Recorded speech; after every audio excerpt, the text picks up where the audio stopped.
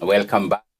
It's the second hour of the show, being a Monday, financial fitness it is, and told you earlier, we'll be looking at how do you run your business without you. And it's a very heavy conversation, very heavy topic, which we feel is important for you, especially if you're in business, if you're purposing to transition from employment also to business. How do you run your business without you? And so you can be part of the conversation. Hope TV Kenya across our social media platforms. We are live on YouTube as well. You can drop us a text or a WhatsApp message 0708 222 323. That is the number as well. We are not alone in studio. Our guest already here. He was here last week as we discussed transitioning from employment to entrepreneurship and many nuggets of wisdom, knowledge, and so many things we were able to learn last week. And so if you missed that particular topic and conversation, you can go back to our YouTube channel and you can find that video, especially for you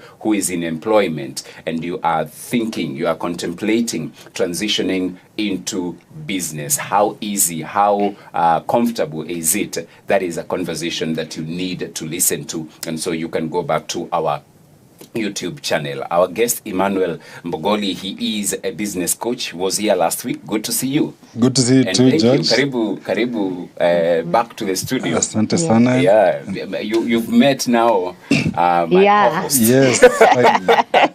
Yes. And so for purposes of Beatrice and others who have not had the privilege of meeting you, a brief introduction of yourself. Okay, thank you so much, George and Beatrice. It's a pleasure once again to be here. Thank you for inviting me back. My name is Emmanuel, as you have said, and I'm a business coach. Integrated in that is what we call advisory, consulting, and training. So what I basically do is I work with business owners, entrepreneurs as we know them, to help them systemize their businesses so that they can be able to grow and scale. That's what I do on a day-to-day. Right. And I'm glad to be here. Awesome. It's a pleasure to have you back. Thank you. And I think to lay the foundation, maybe you can briefly recap what we discussed last week as we spoke about transitioning from employment to entrepreneurship, the key highlights of the same. Yes. Yeah. So last week we touched on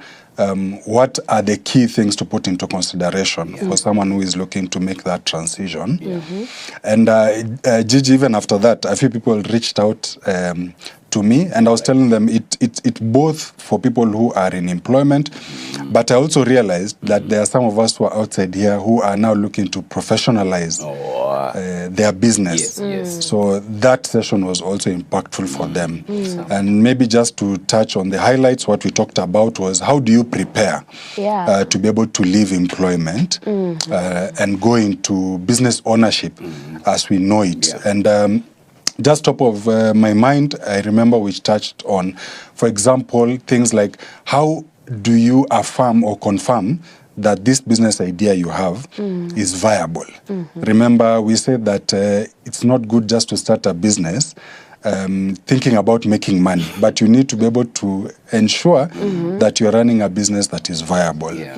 And so many people leave that part out. So we touched on how do you validate your business idea? How do you go ahead to do market research? And then how do you carry out feasibility? Especially financial feasibility. Last but not least, we touched on, as an individual, what are some of the things that you can be able to do that more or less will smoothen that transition. And key being, for example, having what we call a runway fund. And we described the runway fund, Beatrice and George, as you need a certain amount of money that will allow you to operate both your business and your personal finances for at least a period of 12 months with the assumption that you will not generate any revenue with your business.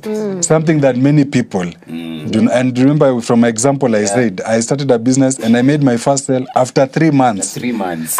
And so many people don't put that into consideration. And also as an individual, having an emergency fund, especially for us who have families. Remember, when you start a business, you still have people who are depending on you. Yeah. So how are you able to just ensure that these people are taken care of should anything arise? So we talked about having an emergency fund. So a runway fund, 12 months of both personal and business expenses, and then an emergency fund, at least 6 months. Money, what we call critical expenses. At least 6 months. Have it somewhere, just seated, just in case of anything. You are sure that you have been able to cover the people who are depending on you. Yes. Wow, I mean, I was even tempted to now start asking questions. Nikakumbuka, leo see your session. Yeah, that's just we have a recap. skipped over. That means me and the rest of the viewers need to go back and do our homework and check. But today we are talking about running your business without you. To someone who is looking at that title and wondering, what does this even mean? Of course, I'm going to be there with my business. You know, let us know what it means to run a business without you being there. Thank you, Beatrice. So one of my mentors, there's a quote that, and I'll refer to his quote, and he says that a business that cannot run without you is basically a job that you own. Oh. And the first time I heard that quote, you know, it was a wake-up call. Yes. Okay, and Beatrice and George, in my practice and in working with entrepreneurs, one of the things that I've gotten to see is many people who go into business, at the beginning, they start off with a lot of passion. And they are very hard workers. Many entrepreneurs are hard workers. But one of the things that they quickly realize is that their business cannot grow. And the main reason why it cannot grow is because of their constant involvement. And so, Beatrice and George, when clients come to me for coaching, one of the questions I ask them early on is, what was your goal for starting this business? And I can tell you, from experience, there are 3 things that many people talk about. One is freedom. Second is legacy. And of course, third is wealth. So many people who begin businesses begin for those 3 reasons. I want freedom. I want to start, to leave behind a legacy. And most importantly, I want to make money and become wealthy. And there's nothing wrong with those 3. But for purposes of today's conversation, let's focus on aspect of freedom. And so freedom, Beatrice and George, is where your business is able to grow and deliver value without your presence as the owner. So that is what we talk about, your business being able to run without you. Yes. Wow. Not just making money, but also value. Yes. Value. There's a quote, and it's been said that a business that does not rely on its owner is the most valuable asset that one can have. How so?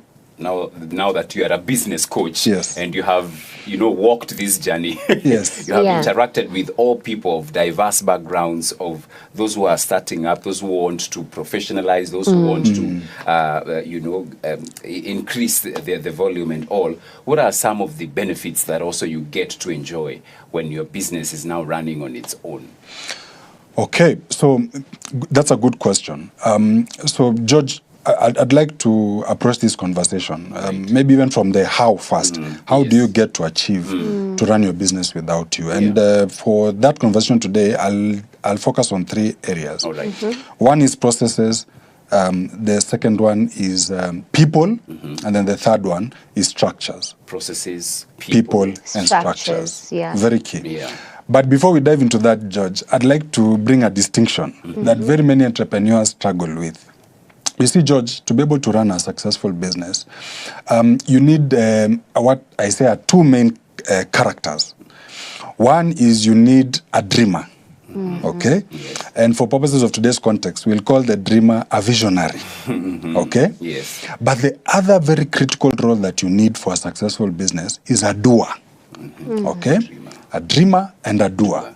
So the dreamer is the visionary, but we need a doer. And a doer in business is what we call an operator. In other terms, you'll also see them being referred to as an integrator. Now, why do I want to bring this distinction early on? Because very many entrepreneurs, that is actually where they lose the ability for their business to be able to run without them. You see, these are two distinct roles. That you need one person who is focused on the direction of the business. You need one person who is focused on the strategy of the business. Where is this business going? Where do we want it to be in the next 5, 10, 20 years? And then you need someone else, George and Beatrice, who is now ensuring that the engine is running. Okay? So let me take the example of an aeroplane. A visionary for an aeroplane would be the one who sets the flight plan. That is the one who sits and decides, this is where we will fly to, these are the number of destinations we will fly to. But you need an operator, and the operator, George and Beatrice, is the one who ensures that the aeroplane takes off and lands safely. Now, those two roles, most often than not, cannot be done by the same person. And so from my experience, what I've seen is most entrepreneurs try to do both roles alone. Okay, and this is where many of them actually lose it. So you need at the very early stage as an entrepreneur to separate yourself. And maybe just to bring this in layman's term is anything that is to do with the day-to-day running of your business, George and Beatrice, should not be done by the entrepreneur. And people ask, how do you do this right from the start? So I say it is okay. At the beginning, most people take on both roles, and it is allowed. But you see, last week we said that there are 3 stages. You build a business, you grow it, and then you scale it. At the building stage, you can do both roles. You can both be the visionary and the operator. At the growing and scaling stage, unfortunately, you cannot. You need to be able to bring somebody who you trust into your business to be able to ensure that they are running the engine. Okay? And then you separate yourself and you focus on the strategy. So I would say this is where it begins. So many entrepreneurs do not see themselves as being the visionary. So that is how you'll find many entrepreneurs being involved in firefighting, daily firefighting. In the business, yet you're not supposed to be working in your business. You're supposed to be working on your business. So have an operator. And when we talk of an operator, who are we talking about? Most businesses, it would mean bringing on a manager. It would mean a general manager. In the corporate world, this is the role of what we call a chief operations officer, a COO. And that's why you've seen in very many major corporations, that role cannot be done without, because that is the person who keeps the business running, while the CEO is the one who sets the strategy. Where are we going? The CEO is the one actually who develops the main relationships. Okay? So many entrepreneurs forget this, and then before they know it, like I've said, they realize that the business can no longer function without their constant involvement.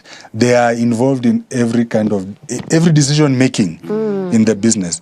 And that more often than not, it obstructs growth. It obstructs being able to scale. And why do entrepreneurs struggle with this? As we were having a small chat, and what we were saying most of the times is because of trust. You see, from my experience, Beatrice and George, many entrepreneurs have what I call an emotional tie to their business. You know? And I actually have gotten to understand where it comes from. You see, when you take your hard-earned money and you put it into a business, without a doubt, you will have an emotional tie to that business. And so what happens is many entrepreneurs now fear letting go of their business. And so they want to hold on to their business as much as possible. And you are just asking a question, George, is what are the benefits now of somebody being able to have their business run without them? I would say it is freedom. You get the freedom, first and foremost, to be able to not only set the strategy for your business, but it now gives you the freedom to also scale your business. Okay? It not only freedom to scale and grow your business, but as an individual also, it gives you the freedom of time. Yeah. You know, many people say that time is money. Actually, I would say it is not. Time is way more valuable than money, George. And if you want to prove me right, I just want you to think of a gentleman who is on his deathbed and ask them, do they want more money or more time? And I can tell you for sure, they will go all more will just time. ask for more time. time. So that shows you that time is more valuable than money. So you need to be able to redeem time as an entrepreneur. And how you redeem time is by ensuring that your business has the people, has the processes, and has the structures to be able to run without you. Because this time that you redeem now will be able to allow you to spend time with your family, to build other relationships, and also to contribute to society. Yes. Okay? And these are the things that we say are important for many of us. Not just being, involved in the day-to-day. You're the one who opens shop. You're the one who has to close it. Yes. In fact, my mentor also says that how you get to know that your business cannot run without you is if you are the only one who can withdraw money from your bank account. Yeah. For sure, you have already locked yourself. Yeah. Because that means you cannot even go for holiday. Yes. You know, employees get to go and leave, George. Yeah. How many entrepreneurs do you know who go and leave? By the way, that's a huge one. Because for them, they actually say, those in entrepreneurship and businesses, they only say that the one thing they miss, you know, in terms of being employed, is that for the employee, they can go for their annual leave. Yes. But for a business person, for them, they are like, I cannot afford. How?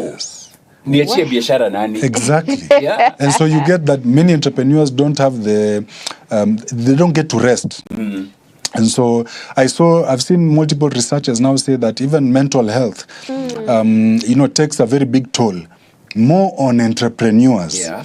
Why? Because of just that simple aspect of you are not able to rest. You're not able to go on holiday. Yeah. And you don't only say that this takes the toll on the individual, but when you think about it, this has a ripple effect. One of the things I've seen, for example, is the families of entrepreneurs. They also get to bear this burden. They don't get to see this person as often as they should. And also, remember, you'll spend very many years building your business. So if you're the type of person who believes that your business cannot run without you, it means there are people who have to suffer so that you can, quote in quotes, run this business. So there's a cost to pay, Beatrice and George, and that cost more than often is a very painful cost for many entrepreneurs. And so, like I've said, many people reach the tail end of their businesses, and they get to realize that it's too late. It's too late to start establishing these relationships. I'll give a very quick example of a pastor. My pastor was talking of a gentleman in this town who is a wealthy entrepreneur. And he called my pastor, and he was asking the pastor for help. And the pastor was wondering, as a billionaire, what help do you want? And he told my pastor, to be very honest, Pastor, my family does not have a relationship with me. Both my children and my wife are abroad, and they have refused to come back. And remember, most of his wealth is situated here in Kenya, but his family is abroad. And why that is so is because he was able to share that in the early years, he spent most of his time working, and his children grew up without seeing him. They were only with the mother. And that explains, George, why now his children have gone abroad. And who do they call? Mom. They call mom. And so this gentleman has now been left here, and he's alone. So this is just an example of how, if you're not careful as an entrepreneur, you can grow a very successful business, but you will pay a cost that more often than not will be painful. And you say, I'm hearing that, and the legacy in terms of now you have built this very successful empire and all and everything, but then again, the people who would actually inherit that business actually not even interested. They are not. You are not. You did not, one, involve them. Number two, you are detached in terms of relationships, because when you are dating with them, it's then that you can now try and even introduce them in whatever you are doing, so that it now becomes sort of like a family legacy. Exactly. Yes. Very true. I agree.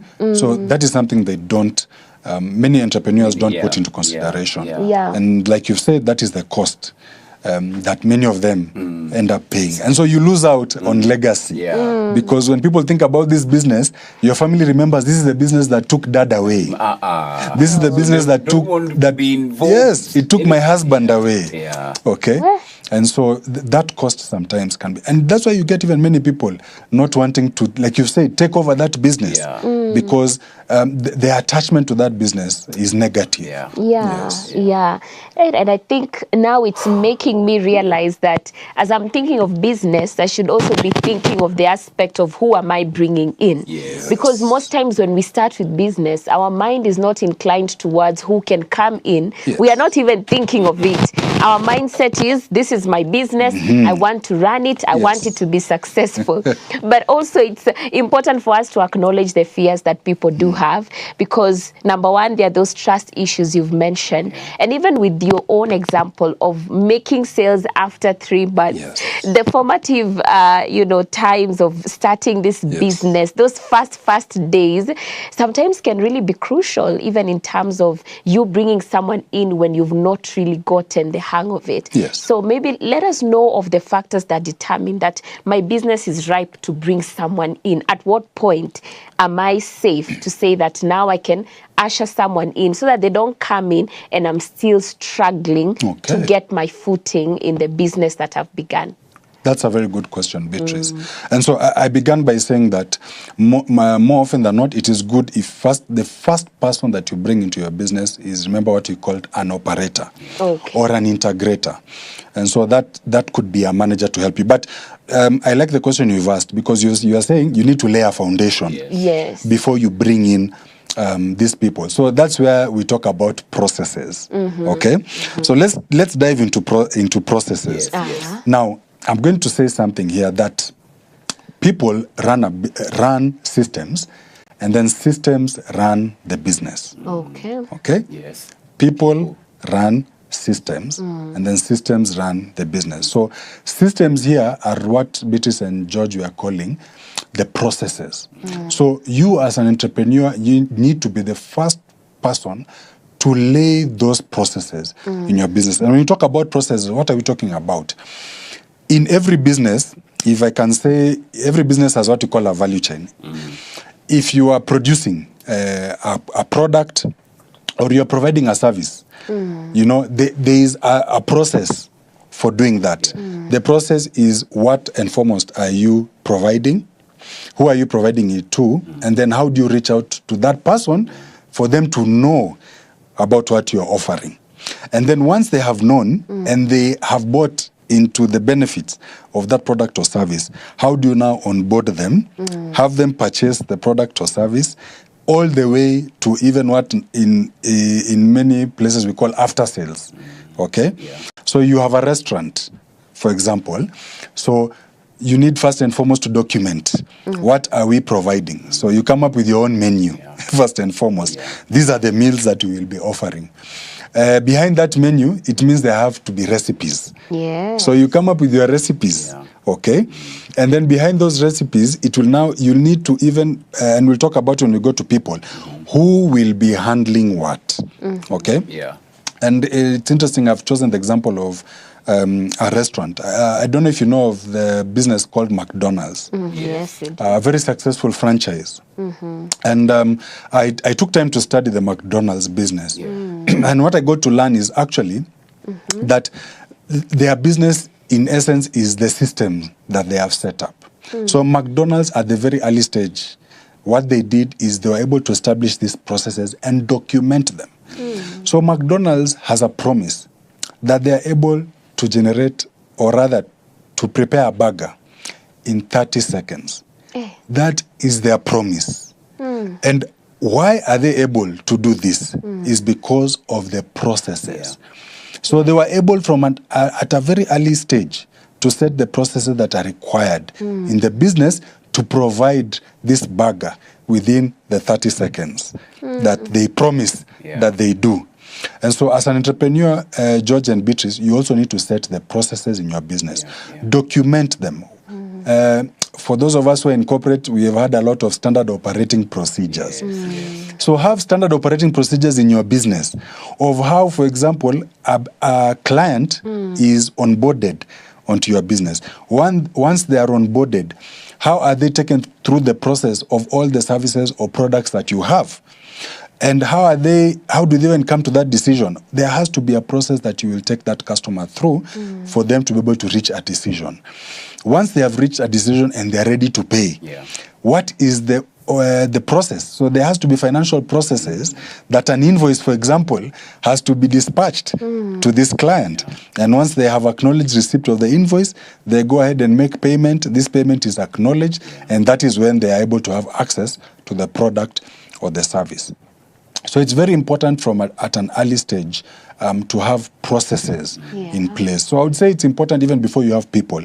Set the processes. Document the processes that will be in your business. For customer service, which is a very critical element of your business, I tell entrepreneurs, even if it means coming up with the scripts, what do you want your customer service personnel to communicate to your customer? And remember, this has to be standardized, because very many people hire employees and then they tell them your work is to offer good service, but they don't tell them the how. What do you tell a client for it to be said that you have offered good service? So imagine, it has to be down to that detail where you are even generating scripts of what they do. And you'll be amazed that big corporations like Safaricom and the rest, the customer service people who sit in those call centers, George and Beatrice, they have a script. That's true. A script that tells them how do you even greet this customer. And how do you talk to them? How do you engage them? Up to the point of, by the time that they are done, they feel that they have been offered good service. So processes are very important. To have this. And then the other thing I say that's closely related to the processes is you bring about what we now call automation. Automation, George and Beatrice, is basically what you are saying. If you have a process in your business that is it is a repeat process, you are better off automating that process. I'll give you a very good example. The process, again, of onboarding a customer is a process that can be repeated. So what you want to do as early on as an entrepreneur is to have what we call a customer relationship management system or a CRM. So a CRM now will be able to automate the process from the time the customer is onboarded up to the time they purchase a product. And remember, when you're onboarding a customer, they could be a potential customer. So you need to have a customer relationship management system that even onboards potential customers and then takes them through processes for you to be able to convert them into paying customers. So can you imagine that process can be automated? You just simply need to get a customer relationship management system. Another process that can be automated is the financial processes. For example, invoicing. You don't now need to go to Excel and generate an invoice every time a customer would like to pay. You can have a system, and there are so many systems outside here that can allow you to automate this process so that when a customer is ready to purchase, somebody just simply goes, clicks, and it generates an invoice. And this system actually sends this invoice. You don't need to download it, go now and attach it on an email and then send it. So automate these repeated processes as much as possible. And you can do that even before you hire people. So that as an entrepreneur, Beatrice, it does not seem to be that you are the same person who engages the customer, onboards them, sends them an invoice. And what I've even seen with most entrepreneurs, that we still are the ones who end up chasing for payment. And what that most often does is that it brings what I call chaos into your business. So have processes, document them, and then automate them as much as possible. So that for me would be even way more critical before you bring in the people. Right. Yes. Oh, wow. Yes. That is so important, because we have seen so many, as you're saying, this business owner, he's the watchman, Yes. he's the admin, you know, he's the cashier, He's the accountant. He's the accountant.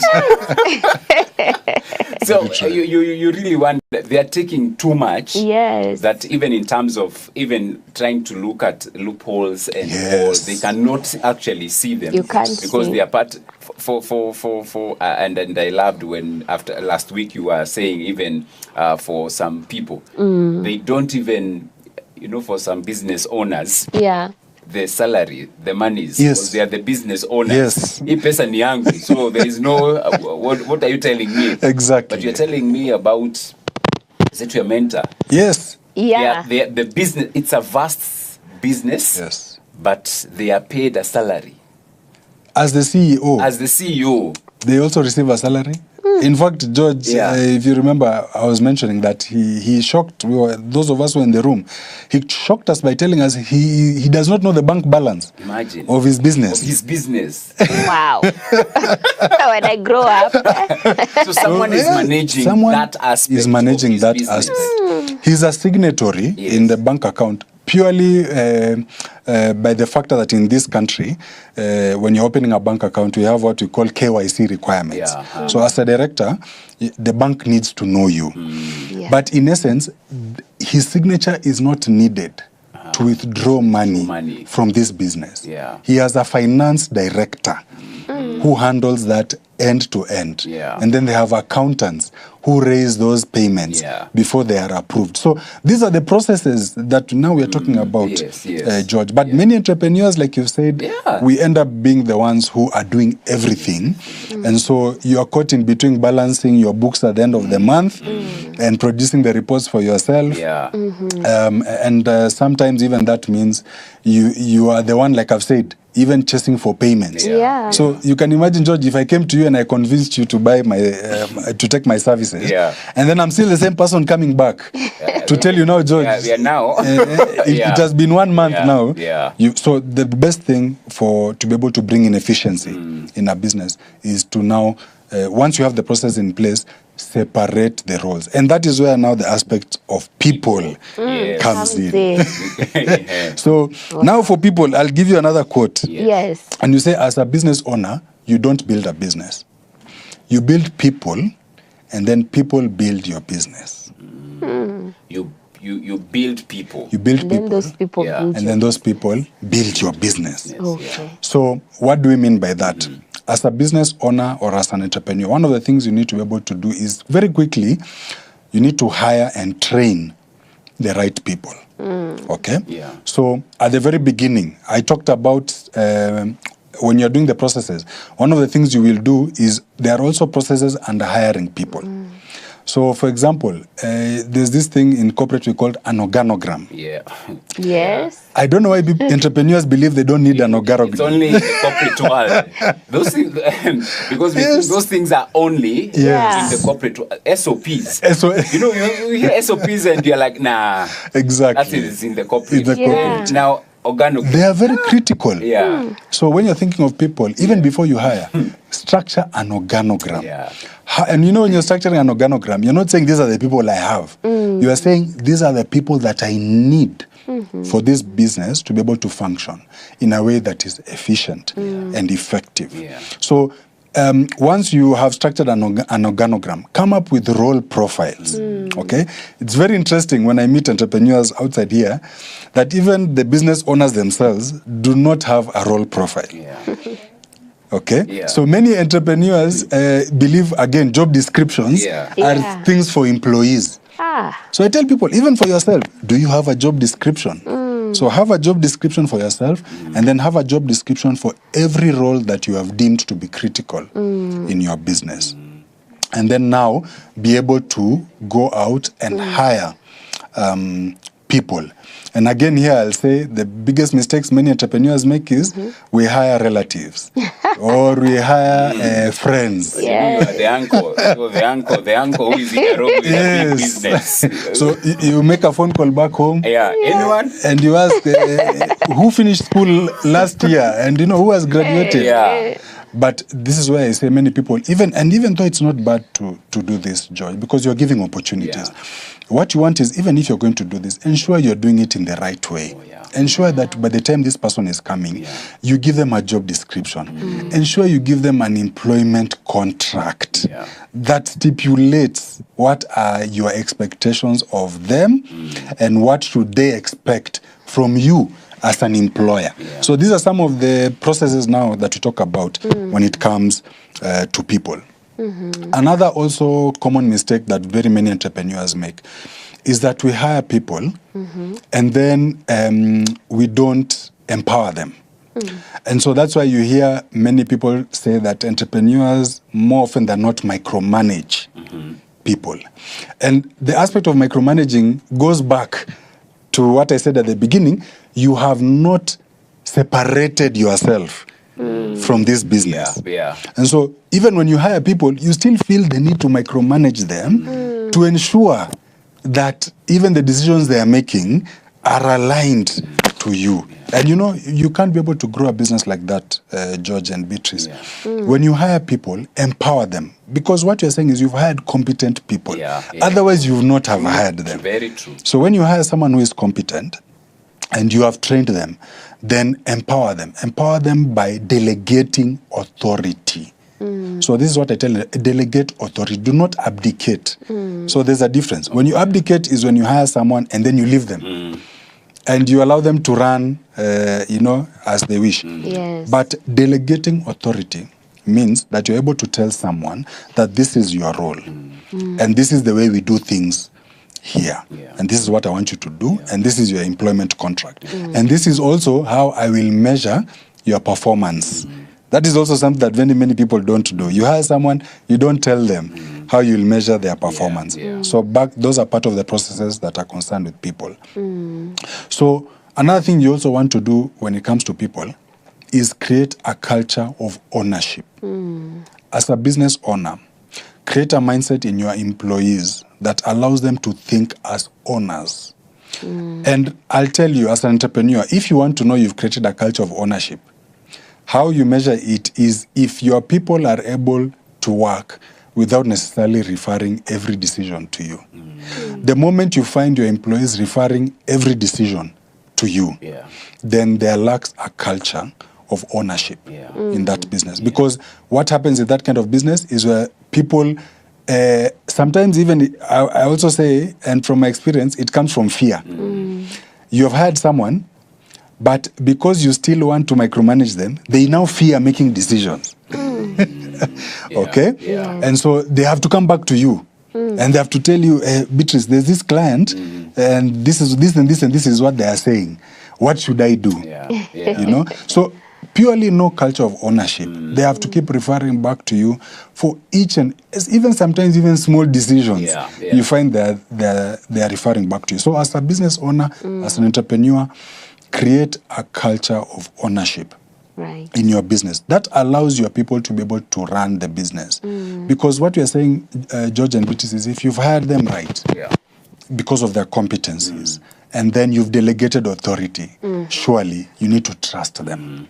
And trust is what we were saying at the beginning, more often than not, is the hindrance to many entrepreneurs. You don't trust that this person you've hired can be able to make the right decision without you. But someone will be asking, George, I can trust someone. What happens if they make a mistake? Okay? And they even lose money. True. And I tell people that this is one thing you should not fear. Don't fear your people making mistakes. Do you know why? I've actually come to learn that people learn better through mistakes. That's true. Okay? People learn better through making mistakes. So you allow someone to do what you have empowered them to do. You delegate authority. If they make a mistake, the number one question you should ask them, because many of us will jump to how do I discipline this person, and you put them through a disciplinary. What you should be more bothered to find out is, what did you learn from this experience? And if you want to prove me right, I'll refer you. In the Western world, there's something that has been seen that entrepreneurs who have failed. Okay? These are people who went and started businesses and then they failed. They actually are the ones who attract more investors to businesses that they end up beginning after the failure. Yeah, yeah. And people wonder why. Why would you invest your money in somebody who has failed? Yeah. And so I tell them it's for the same reason that somebody who has failed has learned how not to do things. Right. So you don't need to be afraid of somebody making mistakes. You don't need to be afraid of an employee making a mistake. What you need to be more concerned is, are they learning through those experiences? So that mindset shift for me is what can actually help you break that barrier of trust. Yes. You do not need to trust your employees. You need to delegate authority. Yeah. And once you have delegated authority, allow them to do what you have hired them to do. And if they make a mistake, then of course there are ways and means. And I mentioned here last time that I've also run a business, George, and even as we had an employee who stole from us. You know, these are things people think that you can safeguard. Yeah. You will always be able to experience such things. So as long as, again, you have the processes and the systems in place, that is what will help you. So for us, when an employee stole from us, we went back and asked ourselves, how were they able to steal from us? It means there's a loophole. So we sat down and closed that loophole. Okay? You don't allow yourself now to lose sleep. No. You learn from that. You learn from that mistake. Yes. And you correct it. Yeah. Okay? And you continue, you move forward. Yes. And that means now you put in systems in check so to ensure that that doesn't happen again. So that is the aspect now of people. Very important to ensure early on that you build a capable team that will run your business without you. And that is why you're able now to have entrepreneurs who wake up and they don't have to report to the office. No. Because they know that the business is running without them. That they have a capable and competent team. It's very frustrating when you have hired people but you still need to be there. Even for yourself. Remember, you are also paying these people. They are resources that are being utilized. So I say, when you hire competent people, delegate authority and then allow them to do the work that you have hired them to do. Yes. I think I would love to ask something on people. Yes. Because people are always people. At the end of the day. They are people. Yes. So you've mentioned the aspect of even someone stealing from your business. Yes. And I'm thinking of even extreme cases where maybe you have hired somebody and you thought they would be competent, you trusted them, but maybe over and over again you've noticed that they're pulling your business behind. Yes. So now where is the balance between extending mercy, allowing them to learn from their mistakes, and telling them by the hapa tumefika, it's been real. Yes. You know, we cannot continue to be with you. And now you have to do the painful thing of even laying them off or even telling them we cannot continue to work with you and even sacking them. So I'm just thinking of where is that balance? How do we ensure that we are being patient with these people, but at the same time, we are not feeling like, you know, I have to people please, you know, to get out from the people pleasing. Yeah, and keep someone who you know very well is dragging your business behind. That's a very good question, Beatrice. And I would say it goes back again to processes. One of the processes that you need to set early on in your business is what we call performance management. So when you hire people, you need to have a system of managing their performance. And it starts, Beatrice and George, at the point of onboarding. Okay? So when you're onboarding this person, first and foremost, you have already told them your expectations. And how do you communicate expectations, George and Beatrice? Through a job description. You don't communicate verbally. No. You document it. Yes. And I'll say why it is important to document it. And then also, so once you have documented your expectations through a job description, and you have given this person a job description, you now come up with a way of measuring as to whether they are meeting those expectations. Right. Okay? And in performance management, there's now something we call performance reviews. And this is something I've seen that, again, many entrepreneurs, even those of us who are in corporate, we used to do performance reviews. When we start our own businesses, we no longer do performance reviews for our people. Okay? We just tell someone, we actually leave it for them to guess, am I doing well or am I not doing well? So do performance reviews. And you know, that is why even sometimes the law can come in and cover you, Beatrice, because you've talked about an employee, for example, who is in this case underperforming. I think that is the term now. They are underperforming. So once you have performance reviews and it has been seen, because you have what we call, what again we used to call in corporate KPIs. Yes. The job description is the one that communicates the KPIs. Yes. The KPIs would even include things like targets. So if you've given your people targets and you have performance reviews, when you're sitting down to review their performance, you are measuring. This is what we told you we expect from you. This is what you are able to do. Did you achieve the expectation? Did you exceed the expectation? Okay? So that is now what helps you to be able to deal with a situation like that. Because if you have an employee who is constantly underperforming, Beatrice, then actually, again, the process allows you to now take them through what we call a performance improvement plan. Just like those of us who have been in corporate, we know these things. So you take them through a performance improvement plan. After that, if they are still not improving, then you are able to exit this person.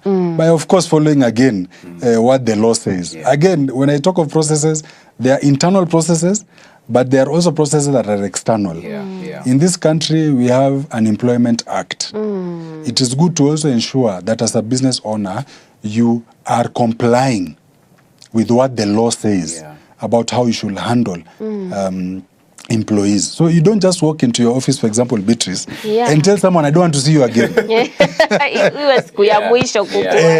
You know, don't come back tomorrow. You don't do that. Okay? You comply with the laws of the country. And so once you have taken them through that performance review, it has been deemed that they are unable to improve on their performance, then you can give this person a notice and allow them to exit. You know, and you know, I always say, because having also worked with entrepreneurs, one of the services I offer is that of a fractional general manager.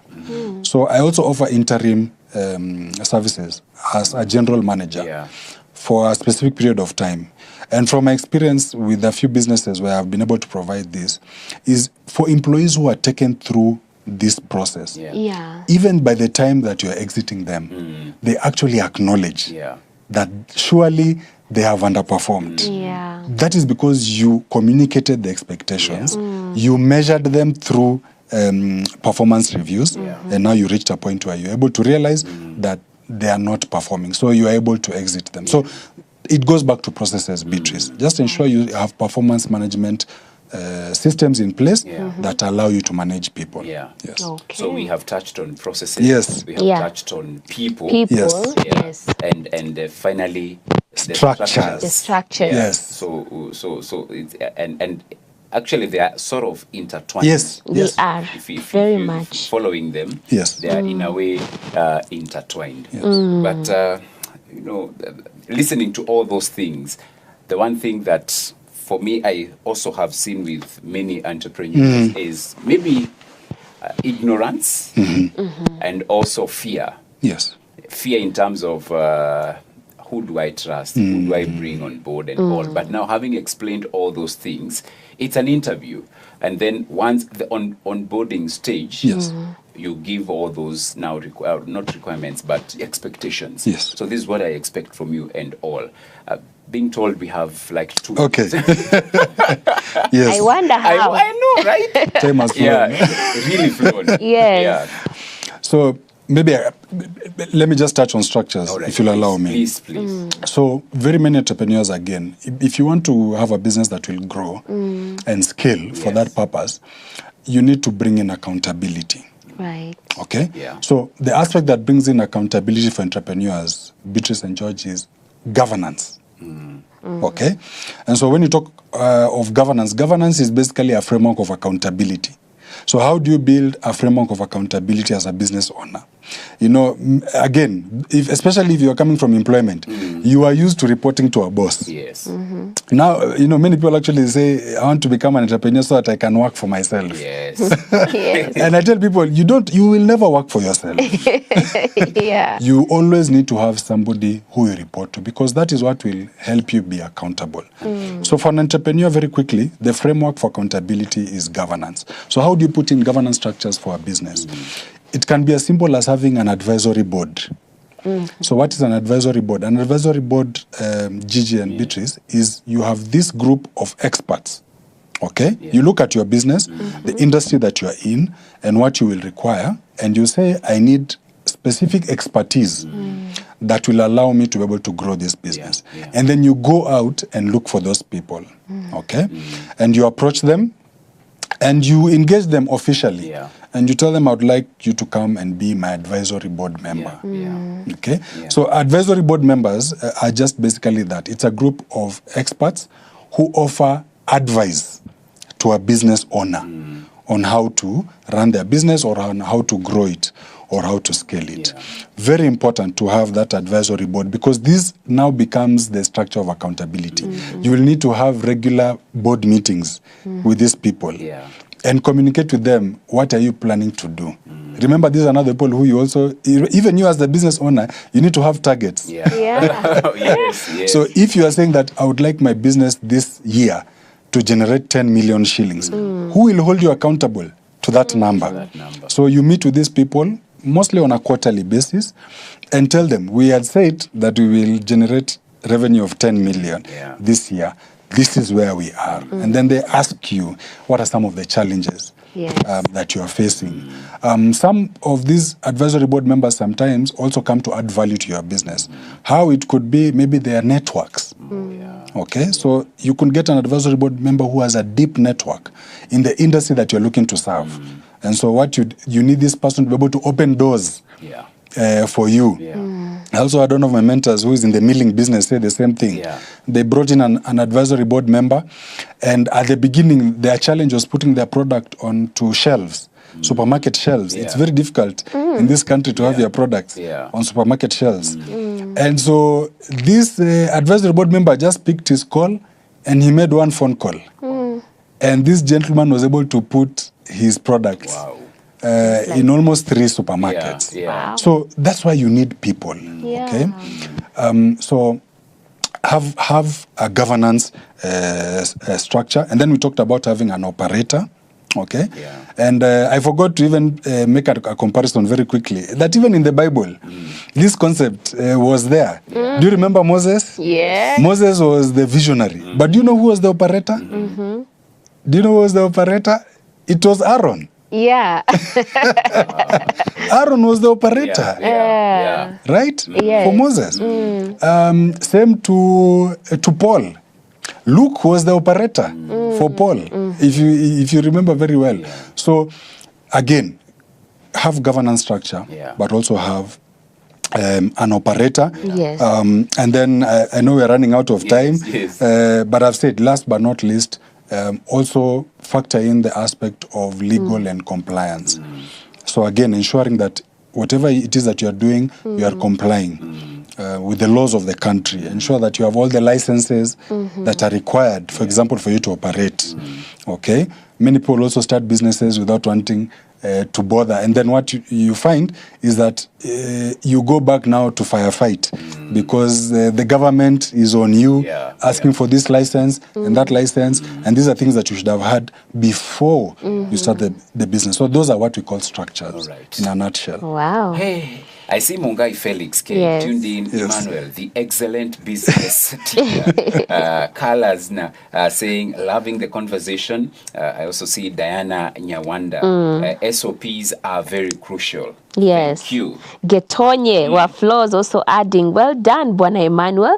This was my lecturer and current business coach, and I doubt I would be where I am without all the advice he has given me. This just shows that indeed we need you again. Clearly, there is still so much. A wealth of wisdom is in you, and thank you so much for pouring it out. I know we just scratched the surface of this topic. It is big, it is heavy. I have so many questions still, but I know we'll be be able to cover them another time. But since we are already running out of time, maybe let the people know how they can interact with you. I'm sure they may also have some more questions to ask. So first and foremost, thank you for those people who've been able to comment. Yeah. I really appreciate. So yes, you can reach me. My handle is I am Coach Emmanuel. Okay. So you can reach me on LinkedIn. You can be able to connect with me.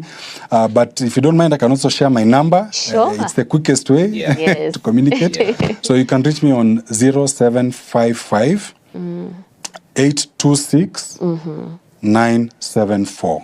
Okay. 0755 826 974.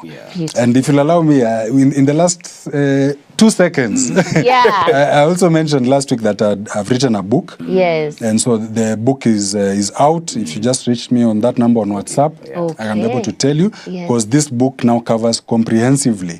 One person who bought the book told me, how do you come up with a 400-page book? And I was telling him, because this process is not something you just do overnight. So in fact, I say exit strategy is not a book, it is a roadmap. Okay, so I've been able to cover comprehensively for someone who's looking to make the transition to entrepreneurship. What are the things you need to put in place pre-exit, for example, if you are in employment, and even the moment you start.